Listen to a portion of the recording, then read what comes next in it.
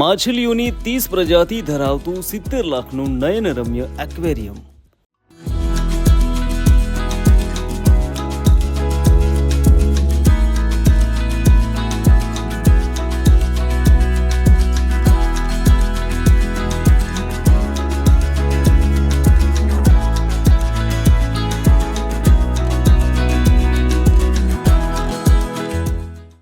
અમદાવાદ શહેરના Sundarbans nature Discovery centre અને mini ઝૂમાં બનેલું આ નવીન એક્વેરિયમ કોઈ પણ પર્યાવરણ પ્રેમીનું મન મોહી લે તેટલું અદ્ભુત છે.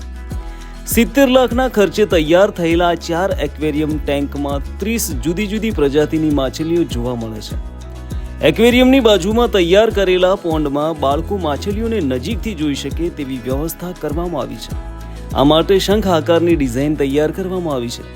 મોટી સંખ્યામાં જુદી જુદી શાળાઓના બાળકો સુંદરવન ખાતે પર્યાવરણીય શિક્ષણની સમજ અંગે મોટી સંખ્યામાં મુલાકાત લેતા હોય છે. 3 માર્ચથી આ એક્વેરિયમ તમામ પ્રજાજનો માટે ખુલ્લું મૂકવામાં આવ્યું છે, જે અંગે સુંદરવનના ડાયરેક્ટરે વધુ માહિતી આપી હતી. સુંદરવનનું મૂળ કારણ જ એ છે કે લોકો કુદરત તરફ વધારે જાગૃત થાય અને સુંદરવન જોયા પછી નેચરમાં જતા થાય, બીજે જતા થાય, એની અગત્યતા સમજે. એમાં એક્વેરિયમ અને પાણીની નીચે રહેલી સૃષ્ટિ બહુ જ અગત્યની છે.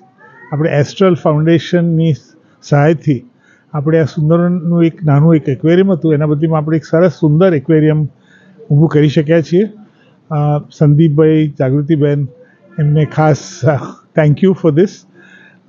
આપણે આમાં જોઈશું ને તો એક બાજુ નાની માછલીઓ છે કે જે એક્વેરિયમમાં સાધારણ જેવા આવી છે, પણ બીજી બાજુ જે ખાસિયત છે ને કે તળાવમાં આપણે કુદરતી રીતે કંઈ જોઈ શકાય અને તળાવનો ઉપરનો ભાગ અને નીચેનો ભાગ બંને સાથે જોઈ શકાય છે, જે બહુ જ રેર છે આપણે કોઈ એક્વેરિયમમાં. અને અહીંયા જે આવે છે બાળકો, અત્યારે એક અહીંયા બીજો કાર્યક્રમ હતો, એમાં પહેલાં મહેમાન હતા, એને પૂછ્યું કે આમાંથી તમે બાળક તરીકે કેટલા આવેલા, તો લગભગ બધા વાલીએ હાથ ઊંચો કર્યો. એટલે એ પરંપરા એક જાતની છે અને વાલીઓ પણ આપણને સહાય કરે છે. એટલે એક સુંદર નાની જગ્યા.